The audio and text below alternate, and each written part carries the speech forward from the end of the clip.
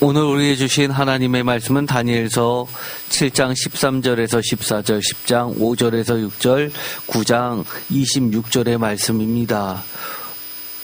양이 매우 길기 때문에 시간은 맞춰서 하나씩 보도록 하겠습니다. 오늘은 첫 번째 1부 시간입니다. 제목을 다 함께 읽어보겠습니다.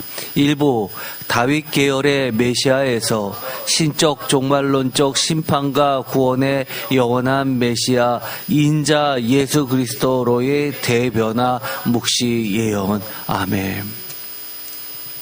제가 다니엘서를 지금까지 쭉 서론식으로 설교를 해왔습니다. 중요한 주제를 먼저 뽑아서 말씀을 드렸고 본문은 아직 들어가지는 않았죠.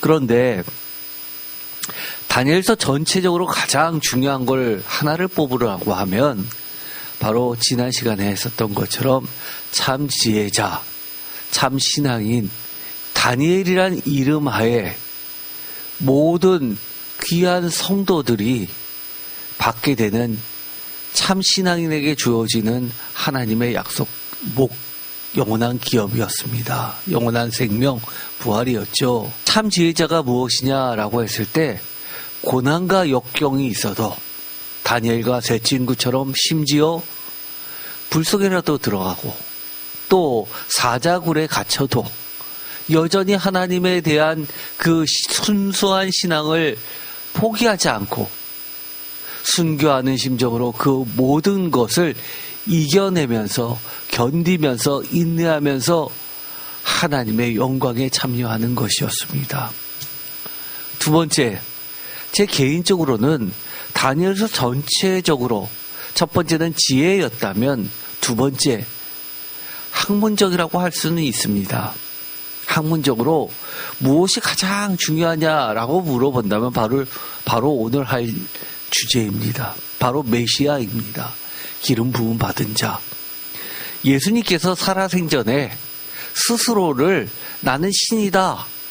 내가 하나님의 아들 예수 그리스도 신이다라고 이야기한 적이 단 한마디도 없습니다.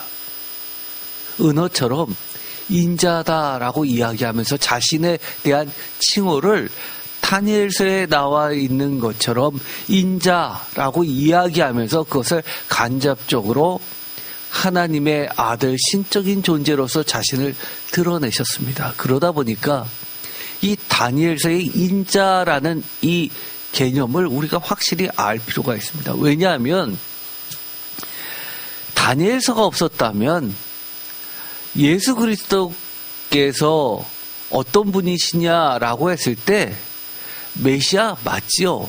기름 부음 받은 자. 그리스도. 메시아는 히브리어, 그리스도는 헬라어. 그러나 메시아, 예수 그리스도는 구약의 전통 가운데 머물러 있었을 겁니다.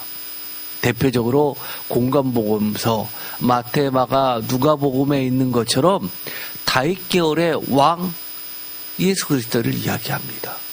그런데 신약에서 우리가 예수 그리스도를 정의할 때, 기독론을 이야기할 때, 기독론을 하니까 학문적인 것 같죠? 쉽게 말해서 교리적으로 우리가 예수님을 그리스도라고 고백할 때 다윗 계열의 메시아만을 지칭하나요? 아니죠. 훨씬 범위가 넓고 높습니다. 그것을 우리가 흔히 고기독론이라고 합니다. 수준이 굉장히 높아졌죠. 고기독론이라고 하는 것에서의 최고봉이 있습니다. 요한계시록이라고 흔히들 이야기합니다. 요한계시록과 같은 계열의 문헌들을 총칭해서 요한문헌이라고 이야기합니다. 대표적으로 요한복음, 요한일서, 요한이서, 요한삼서, 요한계시록이라고 합니다. 이 제4복음서, 공관복음서라고도 지칭하지 않고 제4의 마태, 마가, 누가복음 외에 새로운 복음서라고 지칭할 정도로 영어로는 The Fourth Gospel입니다. 제4의 복음서라고 지칭할 정도로 이 기독론에 대해서는 아주 차원이 다릅니다. 요한계시록의 고기독론을 뒷받침하는 열쇠가 된 핵심은 바로 요한복음의 1장에 나와 있는 로고스입니다.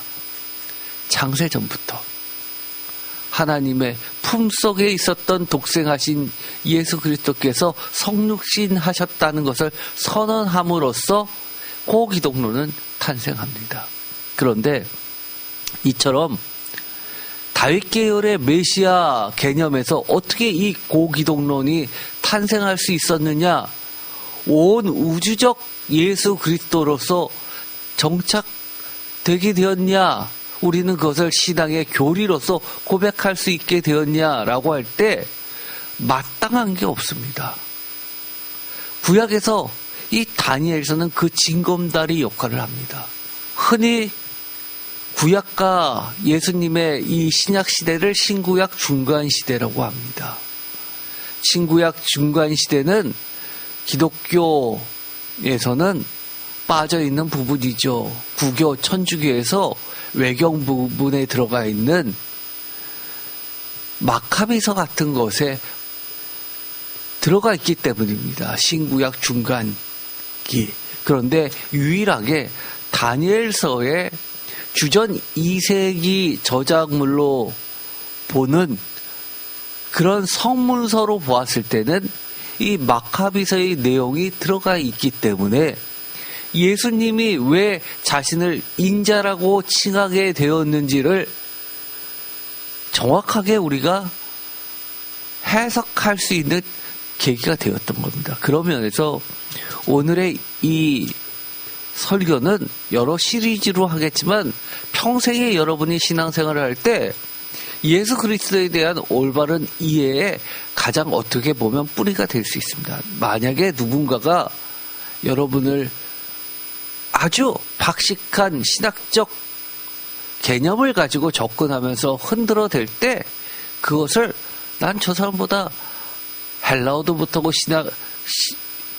히브리어도 못하고 신학적으로 뛰어나지 못하고 나는 단순히 예수님을 믿어라고 해도 이겨낼 수 있습니다.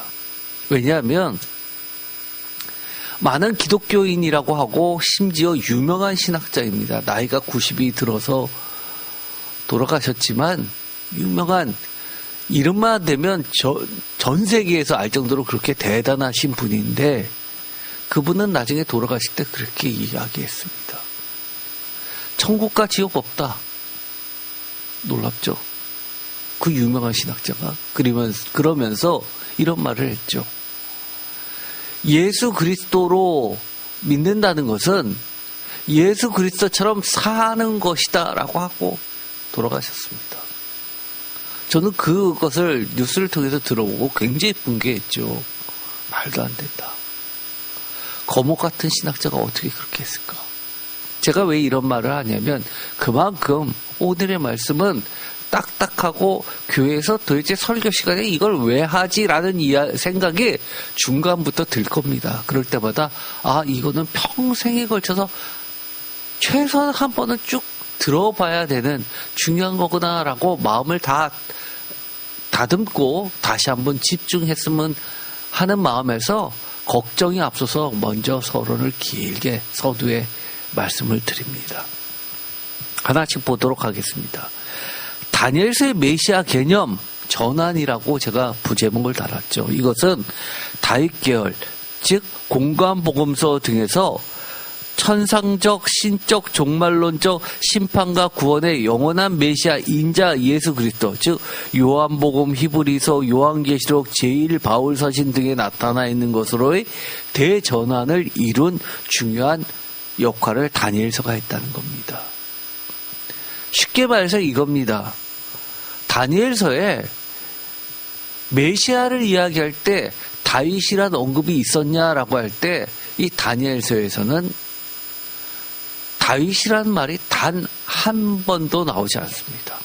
그렇다는 이야기는 우리가 예수 그리스도 인자, 신적인 예수 존재를 이야기하면서도 다니엘서 7장 13절에 있는 말씀을 대표적으로 근거 말씀으로 가져오지만 거기에는 다윗 계열의 메시아라고 지칭하는 게 아니라는 겁니다.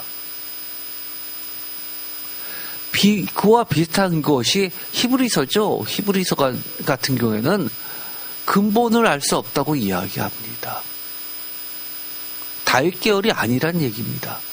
천산적 근원을 알 수 없는 그런 계열의 영원한 메시아라고 이야기합니다. 그러면서 영원한 대제사장 이야기를 하죠. 멜기세덱의 반차를 따랐다라고 하고, 요한계시록에는 다윗의 후손이라고 하지 않습니다. 공관복음서는 철저하게 다윗의 후손이요라고 이야기합니다. 그러나 다윗의 뿌리라고 이야기합니다. 또 바울 제1서신에서 뭐라고 이야기합니까? 사도 바울은 이렇게 이야기하죠. 나는 예수를 육신의 잣대대로 알지 않기로 하였다라고 이야기합니다. 다윗 계열의 메시아가 아니라 영적인 영원한 메시아에 집중하겠다는 이야기입니다. 요한복음은 대표적으로 로고스를 이야기합니다. 그 정도로 커다란 틀을 형성했습니다. 만약에 이런 부분이 없다면 우리는 여전히 유대교와 차이가 없을 겁니다. 안타깝죠? 유대교의 구원이 있습니까? 저는 없다고 봅니다. 개인적으로요. 그렇기 때문에 이것은 굉장히 큰 획을 걷습니다. 인자, son of man, 중요한 건 영어로 이야기할 때 대문자를 쓴다는 겁니다. 인자라는 칭호는 복음서에서 예수님께서 자신을 가리킬 때 가장 자주 사용하신 표현입니다. 마태복음, 마가복음, 누가복음, 요한복음을 통틀어서 약 80회 이상 등장합니다. 예수님 외에 다른 사람이 이 칭호를 썼냐라고 할 때 거의 없죠. 그런데 이 중요한 칭호의 구약적 기원이 어디냐 할 때 모든 학자들이 공통적으로 다니엘서 7장 13절, 14절을 꼽습니다. 그렇다면 다니엘서에서 나오는 인자가는 그럼 예수 그리스도냐라고 할 때는 또 다른 문제가 발생합니다. 다니엘서에 나오는 인자가 정확히 누구를 가리키는 것일까요? 이 질문에 대한 학자들은 서로 다른 견해를 다양하게 제시합니다. 어떤 학자들은 인자가 이스라엘 민족 전체를 상징한다고 봅니다. 만약에 이렇게 봤을 때는 이것은 기독교가 아닌 거죠. 또 어떤 학자들은 천사적 존재라고 봅니다. 또 어떤 학자들은 메시아 개인을 가리킨다고 이야기합니다. 이스라엘 민족 전체를 상징한다고 보기 때문에 유대교에서는 이 기독교를 믿지 않는 겁니다. 예수 그리스도를 믿지 않는 겁니다. 본 문서는 이러한 다양한 학자들의 견해를 소개하되 단순히 나열하는 데 그치지 않고 제일 기준을 뭘로 삼았냐면 정통 기독교 교리에 비춰서 학자들의 견해를 비판적으로 바라본 겁니다. 학계에서 아무리 유명하고 권위 있는 학자라 할지라도 그 견해가 정통 교리와 충돌할 때는 이를 명확히 지적하고 교회에서 수용 가능한지 여부를 평가합니다. 이건 다 제 얘기입니다. 제가 쓴 겁니다. 이것은 굉장히 중요하죠. 어느 학자가 이랬다더라보다도 더 중요한 것. 무려 2000년 이상의 교회의 전통이 어떻게 이것을 수용해 왔는지 그것 또한 무시할 수 없다는 겁니다. 정통교리의 기준, 정통교리란 기독교 역사에서 이단과 정통을 구분하는 기준이 되어온 핵심 신조들을 말합니다. 신조, 믿음의 조, 규칙이라는 거죠. 대표적인 게 우리가 기독교가 공인됐다고 하는 4세기를 뽑습니다. 니케아 신조. 니케아라는 데서 로마 황제가 모든 기독교의 교부들을 다 불러서 회의를 해서 결정을 합니다. 이때 4세기 때 신약 성서도 확립이 되죠. 그런데 이때 중요한 니케아 신조라는 것이 나옵니다. 4세기의 아리우스 이 사람도 유명한 교부죠. 그런데 이 사람은 이단으로 나중에 축출됩니다. 무엇을 주창했냐면 아리우스는 예수 그리스도가 하나님 아버지와 동일한 본질이 아니라 피조물이라고 주장했습니다. 지금 우리가 보기에는 굉장히 이단 맞죠? 그런데 그 당시에는 이것을 구분하는 것 자체가 쉽지 않았습니다. 왜요?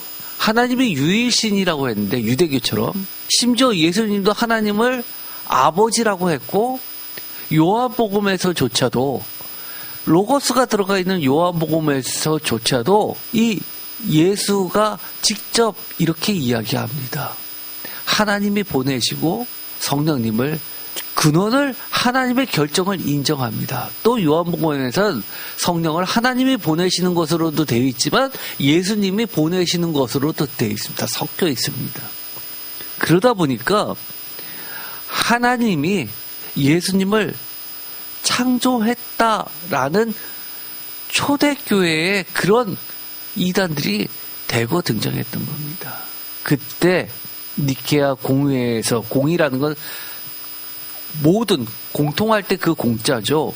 회의를 열어서 예수 그리스도가 성부와 동일 본질 호모 우시우스이며, 여기서 호모는 같다라는 거죠. 우시우스는 영어로 치자면 비동사의 현재 분사입니다. 현존을 이야기하죠. 성부와 동일 본질이며 피조물이 아니라 영원전부터 성부와 함께 계신 하나님이시라는 것을 교리로 확정합니다. 요한복음에 근거한 겁니다.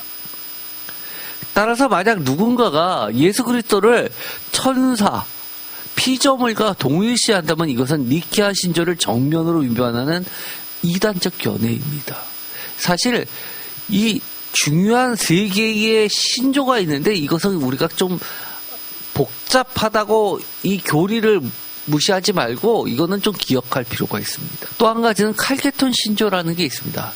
451년입니다. 그리스도의 두 본성에 관한 정통 교리를 확립했죠. 하나는 신성, 하나는 인성입니다. 그래서 예수 그리스도를 신성만 강조하는 이단 경계해야 되죠. 예를 들어서 십자가에 하나님은 예수님을 동일한 신이셨는데 이 땅에 보내시면서 육신을 껍데기로 갖고 있었다. 그래서 십자가에 달려 돌아가셨을 때 고통을 못 느끼고 비웃으면서 영원히 떠나가셨다. 요한복음을 그렇게 해석했습니다. 아니죠. 우리랑 똑같이 동일한 고통을 다 당하신 겁니다. 그래서 교회에서 보면 십자가 옆에 초 두 개를 많이 켜놓습니다. 하나는 인성, 하나는 신성을 대변합니다. 그러면서 예수 그리스도는 참 하나님이시며 참 사람이시고 이 두 본성은 혼합되거나 변화되거나 분리되거나 분할되지 않고 한 인격 안에 연합되어 있습니다. 말이 어렵죠? 사실 우리가 하도 들어서 이것을 그렇게 받아들이지만 처음 듣는 말을 이렇게 써놓으면 혼합되거나 변화되거나 분리되거나 분할되지 않고 한 인격 안에서 연합되어 있다. 도대체 이 말이 뭐예요? 라고 질문할 겁니다.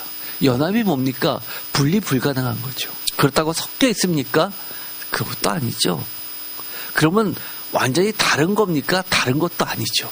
히브리서 1장 4절에서 14절은 신약 성경 자체가 그리스도와 천사의 관계를 어떻게 이해하는지를 잘 보여주는 핵심 본문입니다. 히브리서 기자는 예수님이 천사보다 훨씬 뛰어난 이름을 얻으셨다고 선언하고 있습니다. 1장 4절 천사 중에 누구에게 너는 내 아들이라고 하셨습니까? 라고 하면서 반문하고 있죠. 1장 5절 즉 그리스도는 천사와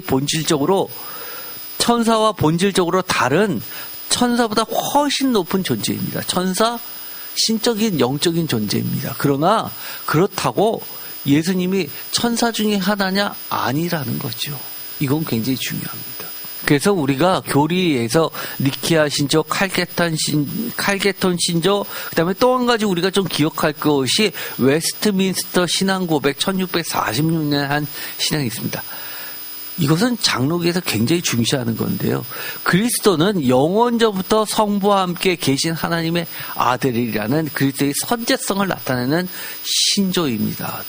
굉장히 중요합니다. 그리고 히브리서 1장 4절에서 14절까지 이 말씀을 고기독론의 중요한 본문으로 삼고 있죠. 예수님은 천사보다 훨씬 뛰어난 이름을 얻으신 분이고 그리스도와 천사의 본질적 구별을 해줍니다. 오히려 예수님은 요한복음 4장에 보면 우리 크리스찬들이 나중에 부활 영생하게 되면 천사와 같은 존재다. 그렇게 새로운 존재로 바뀔 것이다 라고 예언하셨습니다. 예수 그리스도 신적인 존재하고는 다르다는 이야기죠. 정통교리란 니케아 신조, 칼케톤 신조, 웨스터민스터 신앙고백, 그리고 성경, 히브리서 1장에 근거한 기독론을 이야기하는데 이것이 정통교리죠. 이 기준에 비춰 학자들의 견해를 반드시 평가해야 됩니다. 제가 이 설교에 참조했던 이 주석들은 일일이 이 본문을 그대로 적용했는데 그것은 서지 목록 같은 것은 제가 블로그에다 올려놓았습니다. 기억하실 필요는 있고요. 이 학자들은 다 유명하고 전 세계적으로 어떤 표준이 되고 있는 학자들입니다. 그런데 좀 기억할 것은요. 제가 국내 주석 중에서는 대한기독교서회에서 출판한 100주년 기념 주석 시리즈가 있습니다. 수준은 어느 정도 되냐라고 했을 때 평신도 중에서 조금 높은 수준입니다. 예를 들어 장로급들. 굉장히 평이하게 잘 써놨습니다. 한계는요. 그러다 보니까 항상 문제가 됐던 것은 표준 시비에 붙어 있습니다. 왜냐하면 이것은 신앙적 차원에서 대한기독교서회에서 온 교계가 합심해서 각 신학교의 유명한 교수들에게 할당을 해가지고 이것을 만들다 보니까 여러 가지 원칙을 정했습니다. 평신도를 위한 그리고 설교를 위한 이런 주석서를 만들기 위해서 너무 어렵게 쓰지 말라. 그리고 논문 쓰듯이 그렇게 너무 깊이 서집 정보를 다 넣지 말라라는 걸로 해서 만들다 보니까 지금의 기준으로 하면, 그 당시는 안 그렇지만 지금의 기준으로 봤을 때는 항상 표준 서비가 붙게 될 수밖에 없습니다. 그러나 그런 차원이 아니라 다 유명한 교수님들이 예를 들어 감리교 신학대학에서 어느 분이, 그리고 장로교에서는 어느 분이 해서 모든 교계가 심지어 골고루 많은 교파들이 골고루 배분해서 들어가서 만든 거기 때문에 어느 정도 우리가 평신도로서도 조금 더 깊은 수준으로 가려면 이 시리즈를 집에서도 갖고 있을 만한 정도 됩니다. 그래서 이것을 제가 참고로 했고요. 나머지는 보시면 이 뒷부분에 제가 마지막에 하나 컬럼을 만든 게 있어요. 신학적 위치라고 하는 것은 이건 좀 중요합니다. 예를 들어서 다 유명하지만 이분들이 어느 정도 위치에 있는지에 대한 이야기입니다. 예를 들어서 발보드 같은 학자는요, 굉장히 유명하긴 합니다. 그렇지만 이 사람은 세대주의입니다. 대표적으로 달라스 신학 쪽에 있어서 BKC에서 발행한 주석서를 쓰는데요. 예를 들어서 구약 같은데 창세기, 출애굽기, 레위기 이런 데들은 BKC에서 나오는 주석 참조할 만합니다. 시편도 그렇고요. 그런데 유독 이 세대주의 종말론에 가서는 전 세계적으로 완전 비주류입니다. 10%도 차지하지 않죠. 그런 거를 참조해서 이렇게 세대주의 것들은 비주류에 포함되니까 여러분이 이거는 거의 이단에서 좋아하는 그런 것이다라고 받아들여도 될 정도입니다. 거의 여러분이 무시하셔도 됩니다. 그 다음에 기독론 하면 신학 쪽에서, 신학 말고 신학 쪽에서 유명한 학자들을 추가적으로 검토했습니다. 예를 들어 톰 라이트 같은 학자, 리차드 보쿰. 저는 이 리차드 보쿰 영국계죠. 너무너무 좋아해서 만약에 유학을 간다고 하면 여길 이 교수 계열 쪽으로 가고 싶었을 정도로 제가 너무 좋아하는 교수님입니다. 지금은 다 은퇴하셨죠. 그 다음에 레리 호타도, 그 다음에 빌, 이런 학자들, 굉장히 유명한 학자들 거를 포함을 시켰습니다. 제가 학자들의 견해들을 제시하는 데는 목적이 이겁니다. 우리가 성경의 난해 구절을 해석할 때 내 맘대로 내가 떠오르는 대로 내 논리, 이해 구조대로 결론을 내지 말라는 겁니다. 학자들의 중론을 포함해서 교리와 비교해서 교회에서 수용 가능한 수준이 이것이다라고 하는 부분을 받아들이면 최소한 어떻게 되나요? 건강한 신학이 됩니다. 건강한 신학. 신학과 신앙이 조화를 이루는 게 제 목표점입니다. 절대 이단으로 빠질 수가 없습니다. 그것을 지향하기 위해서 제가 이렇게 학자들을 열거했고요. 기준들을 얘기했습니다. 역사 비평적 학자들이 첫 번째 부류가 들어가는데요. 이들은 다니엘서가 주전 6세기 바벨론 포로기가 아니라 주전 2세기 167년에서 164년 주전에 기록되었다고 보는 학자들이죠. 이것이 사실 오늘날의 메인입니다. 대표적으로 콜린스 우리가 많이 했죠. 타우너, 골든게이, WBC 주석 시리즈죠. 이들은 국제학계에서 가장 영향력 있는 다니엘서 주석을 저술했으며 특히 콜린스의 주석은 학술적 권위가 가장 높은 주석수로 인정됩니다. 거의 표준처럼 되어 있죠. 그래서 저희가 다니엘서 서론할 때 이분 것을 가지고 많이 설명을 드렸던 겁니다. 두 번째는 비평적 복음주의 학자들입니다. 복음주의를 그 앞에 비평을 넣었던 것은 그만큼 학문적이라는 얘기입니다. 예를 들어 이들은 복음주의적 신앙을 가지고 있으면서도 역사 비평적 방법론을 어느 정도 수용합니다. 예를 들어서 AOTC 같은 시리즈의 루카스라든지 100주년 기념 주석의 이희학 교수라든지 이런 부류들이 해당합니다. 그래서 이 비평적 복음주의 학자들 견해들이 교회에서 수용 가능한 범위에 가장 가깝다고 할 수 있습니다. 세 번째는 전통적 복음주의 학자들인데 이것은 조금 저는 오히려 여기보다는 비평적을 더 선호하는 편입니다. 이들은 정통적 복음주의 학자들은 다니엘서가 주전 6세기에 기록되고 있다는 정통적 입장을 유지하면서 다니엘서의 예언들이 실제로 미래를 예언한 것이라고 보는 것이죠. 예를 들어서 볼드윌이라든지 트럼프 롱맨 같은 경우들이 해당하는데요. 이렇게 했을 때 사실 많은 문제들이 발생합니다. 우리가 이미 그것은 여러 차례 이야기했으니까 더 이상 논하지 않아도 되죠. 왜냐하면 뒷부분에 가면 역사적 서술하고 전혀 안 맞는 게 대거 등장하기 때문에 그렇습니다.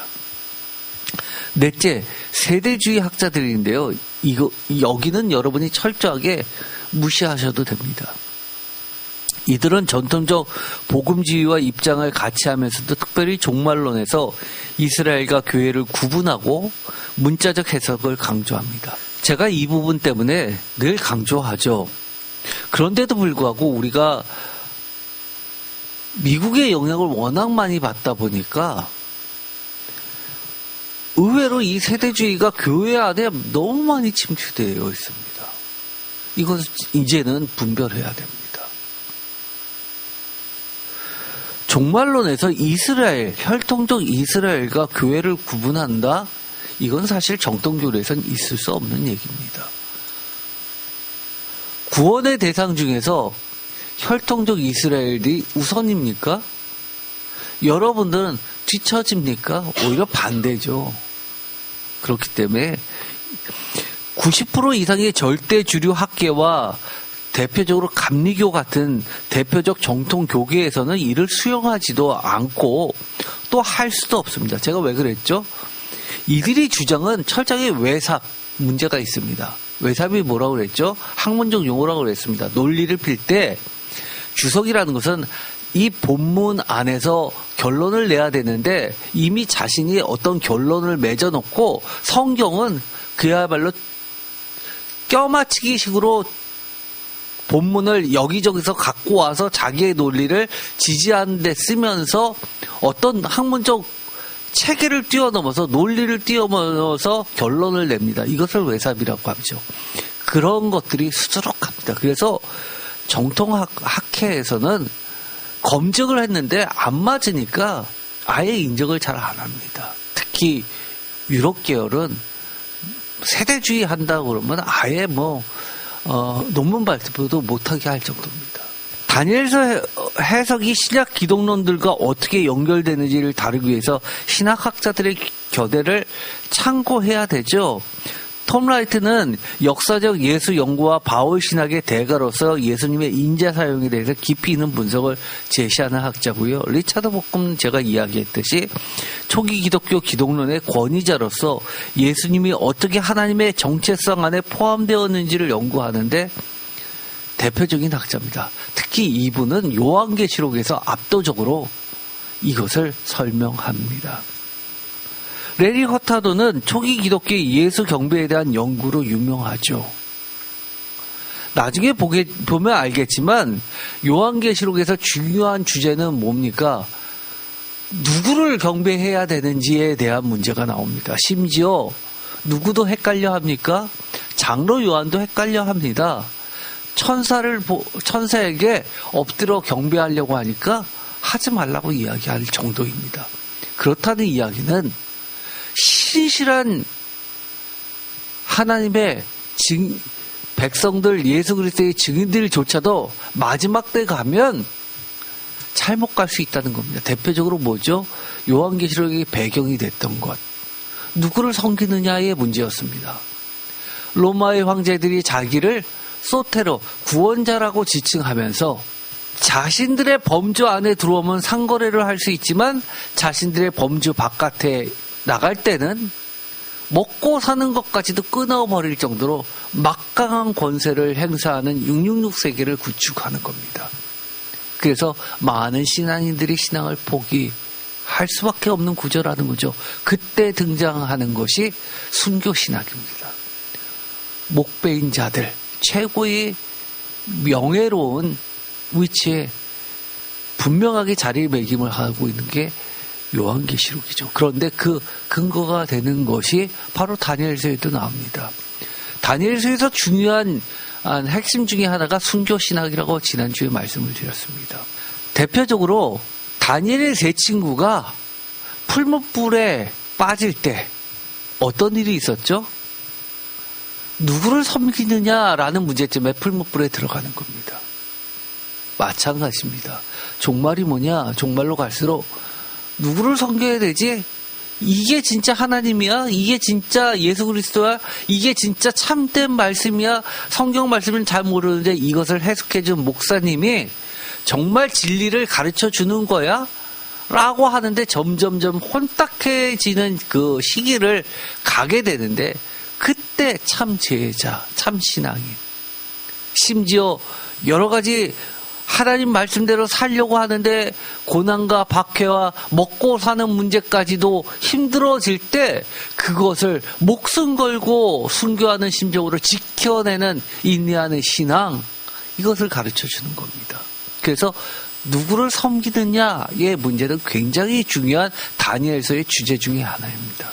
GKB라는 학자는 이분도 요한계시록의 대가죠. 구약의 신학적 사용에 대한 권위자이며 이 말은 뭐냐면 저도 과거에 시편할 때 이분 거를 참고해서 여러분에게 설교를 드렸습니다. 신약의 구약 사용으로 해가지고 구약의 여러 구절들을 신약이 어디에다 사용했는지 신약 처음부터 끝까지를 다 일일이 1:1 매칭해서 주석을 달아놓으신 분입니다. 6권의 아주 두꺼운 책이죠. 저도 그거를 참조해서 시편을 가지고 예수 그리스도의 노래라고 설교를 한 적이 있습니다. 그 정도로 중요합니다. 요한계시록이 다니엘서를 어떻게 사용하는지에 대해서 깊이 있는 연구를 수행했습니다. 사실은 우리는 이런 분들에 대한 견해를 우리의 신앙 가운데 수용해야 됩니다.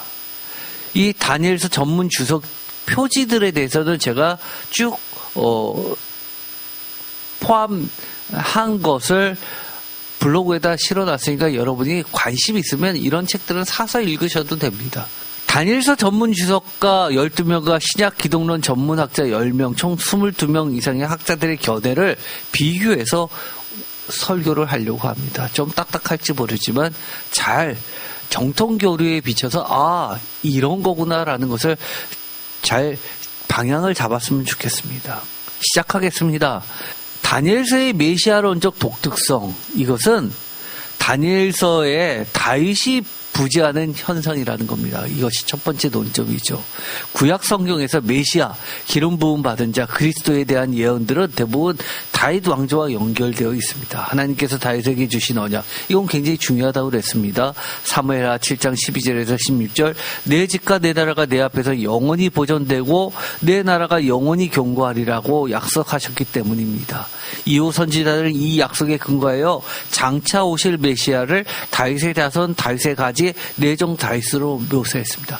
가장 대표적인 이 계열의 선지서가 있죠. 이사야서입니다. 이사야서는 한 아기가 우리에게 낳고 그의 정사와 평강에 더함이 무궁하며 또 다윗의 왕좌와 그의 나라에 군림하여 라는 표현을 통해서 이사야서 9장 6절에서 7절 다윗 계열의 메시아를 예언했습니다. 또한 이새의 줄기에서 한 싹이 나며 이사야서 21장 1절 메시아가 다윗의 아버지 이새의 후손임을 분명히 하고 있습니다. 예레미야는 내가 다윗에게 한 의로운 가지를 일으킬 것이다. 예레미야서 23장 5절 이라고 선포했고, 에스겔은 내 종 다윗을 세워 그들 외에 목자가 되게 하리니 에스겔서 33장 23절이라고 예언했습니다. 지금까지 우리가 쭉 많은 성경 구절을 했을 때 가장 많은 부분을 차지하는 게 바로 이 다윗 계열의 영원한 소금 약속에 관련된 겁니다. 그런데 놀랍게도 다니엘서에서는 다윗이라는 이름이 단 한 번도 나오지 않는다는 겁니다. 다니엘서 전체를 통틀어서 12장까지 읽어보아도 다윗에 대한 언급은 전혀 없습니다. 다니엘 7장에서 인자 같은 이가 하나님의 보좌 앞에 나가 영원한 나라를 받는 장면이 묘사되지만 이 인물의 다윗의 후손이라는 언급은 없습니다. 이것은 구약의 다른 메시아 예언들과 비교할 때 매우 주목할 만한 현상입니다. 그래서 학자들이 많은 관심을 가졌죠. 콜린스는 이 현상을 다음과 같이 설명합니다. 다니엘서의 메시아론적 특징은 전통적인 다윗적 메시아 개념의 부재라고 이야기합니다. 없다라는 얘기죠. 그런 개념이. 7장의 인자는 다윗 가문과 연결되지 않으며 지상의 왕이 아니라 이 이야기는 굉장히 중요하죠. 천상적 존재로 묘사합니다. 이것은 묵시문학의 새로운 구원자 개념입니다. 즉 콜린스의 관점에서 다니엘서는 기존의 다윗적 메시아 전통을 따르지 않고 새로운 방향을 제시한다는 겁니다. 그래서 이 다니엘서가 하나 들어감으로 인해서 신약과의 연결을 이어주고 신약에서 예수님을 이분이야말로 하나님의 아들이셨구나 라는 것을 가르쳐주는 중요한 핵심입니다. 만약에 이 부분이 빠졌더라면 여전히 예수 그리스도께서 신이야? 하나님의 아들이야? 아니면 그냥 다윗의 후손이야? 아직도 논란이 있을 겁니다. 그럼 선지자야? 지금까지 이야기했던 건 다 뭐예요? 유대교와 이슬람권에 대한 범죄에서 벗어나지 않는 겁니다. 이렇게 이야기하면 굉장히 크죠. 기독교냐? 유대교냐? 이슬람이냐? 이것의 차이는 어마어마하다는 것을 모두 다 인정하면서 이 부분은 별로 관심이 없었다는 거죠.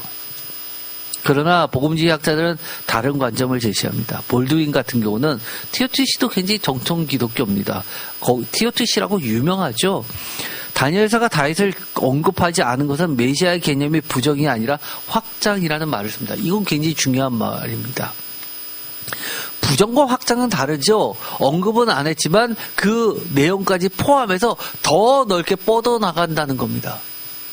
우리가 과거에는 예수에 대한 이해도가 요만큼이었는데 성경을 점점 깊이 들어가면 들어갈수록 구약뿐만 아니라 신약에 와서 바울이 이야기한 것처럼 그 전에는 모세의 수건을 쓰고 성경을 읽다가 예수 그리스도의 십자가와 부활 사건을 경험하면서 수건을 벗고 얼굴과 얼굴을 맞대는 그 날, 주님 앞에 서는 날처럼 우리가 복음이 완전히 개방되었다라고 이야기하는 겁니다.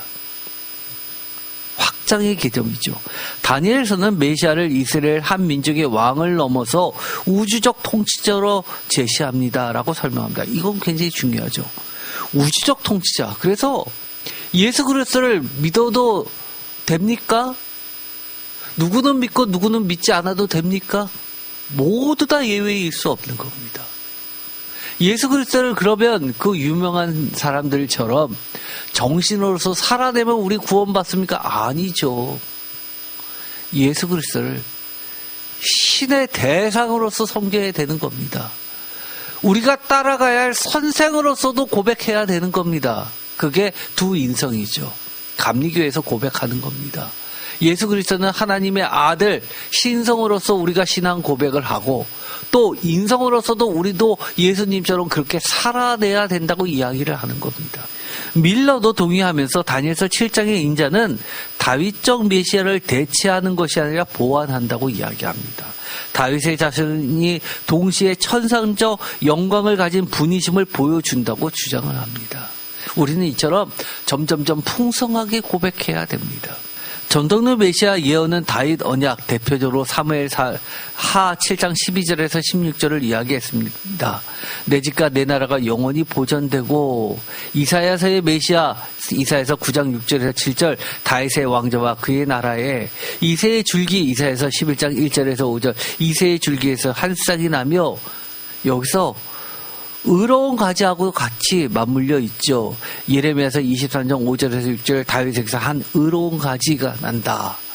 사실 예수님의 고향 나사렛이라는 것도 바로 이 이사야서를 근거로 두고 있다고 말씀을 드렸습니다. 목자 다윗, 에스겔서 34장 23절에서 24절, 내정 다윗을 세워 목자가 되게 하며, 다니엘의 인자는 다니엘서 7장 13절에서 14절 다윗의 언급이 없지만 새로운 전환점을 우리에게 만들어주는 겁니다. 학문적 결론을 내겠습니다. 다니엘서에서 다윗이 부재하는 것은 사실이죠. 그러나 이것이 해석이 학자들 사이에서 다릅니다. 역사 비평적 학자들, 예를 들어서 콜린스, 타우너, 골든게이 같은 학자들은 이것은 다윗적 메시아 개념의 약화 또는 부재로서 해석합니다. 그러나 복음주의 학자들, 볼드윈, 밀러, 롱맹은 메시아 개념의 확장 또는 보완으로 해석합니다. 저는 어떤 위치일까요? 확장 또는 보완으로 봐야 된다는 겁니다. 건강한 신앙을 위한 적용, 두 해석 모두 다니엘서가 메시아 개념의 새로운 차원을 추가했다는 점에서는 일치하죠. 천상적, 우주적, 영원한 통치의 개념입니다. 이것은 신약에서 예수님이 다윗의 자손이면서도 마태복음 1장 1절, 동시에 만왕의 왕 요한계시록 19장 16절로 계시되는 것과 조화됩니다. 다니엘서는 메시아를 좁게 만드는 것이 아니라 넓게 확장했습니다. 오늘은 여기까지 하겠습니다. 이 정도 들으시면 여러분들이 어느 정도는 앞으로는 어떻게 이야기가 되고 왜 다니엘서가 이 기독론에서 인자 개념이 중요한지, 사실은 복음서를 읽으면요, 예수님이 다니엘서에 나와 있던 말씀을 인용함으로써 십자가에 달려 돌아가시는 올무에 걸립니다. 스스로 사실은 십자가의 길을 선택했다 해도 과언이 아닙니다. 어떤 말을 했기 때문에 그렇습니까? 다니엘서에 있는 말을 그대로 씁니다. 구름 타고 오리라. 찌른 자가 보게 되리라. 이거 다 다니엘서에 있었던 내용입니다. 신성모독이라는 제목을 뒤집어 쓰게 됩니다. 그 정도로 예수님은 다니엘서에 나와 있는 이 인자를 다니엘서에 있는 인자 그대로를 사용한 게 아닙니다. 그것을 빌려와서 예수님 자신이 이것을 폭넓고 종합적으로 온 우주적 신적인 천산적 하나님의 아들로서 선언하신 겁니다. 오늘은 여기까지 하도록 하겠습니다. 기도하고 마치겠습니다. 하나님, 우리가 성서를 읽으면서 때로는 어렵고 또 많은 논란의 말씀들이 우리의 신앙을 흔들어 놓을 때가 있습니다. 이단들이 그것을 이용할 때 보다 명확하게 정통 교리를 지켜나갈 수 있게 하시고, 더 나아가서 나의 신앙이, 우리들의 신앙이, 교회의 신앙이 건강해지게 하여 주옵소서. 확실한 거 붙잡을 수 있게 하여 주옵소서. 괜한 세상의 소리에 그런가 하고 휩쓸려 가지 않게 하시고, 명확하게 하나님의 아들 예수 그리스도를 고백하면서 나의 구주로 삼고 예수 그리스도의 그 길을 따라가게 하여 주옵소서. 예수 그리스도의 이름으로 기도드립니다. 아멘.